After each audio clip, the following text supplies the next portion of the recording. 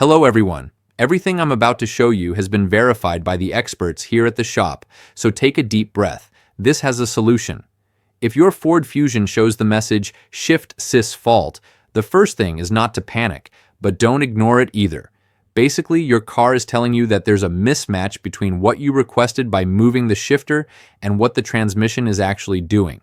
The most common culprit, according to the mechanics at this shop, is the shifter cable bushing.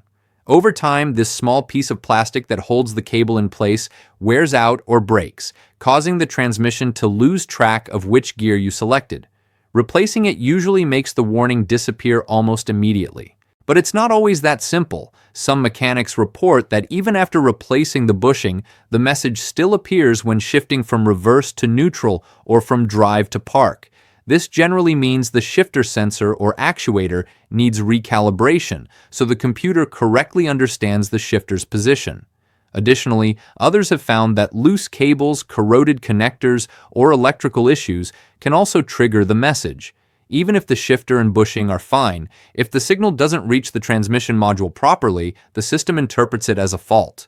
In rarer cases, this fault can be related to internal transmission problems or the TCM module, but those are less common. The important thing is not to ignore the warning. If the car won't shift or get stuck in park, you could end up stranded.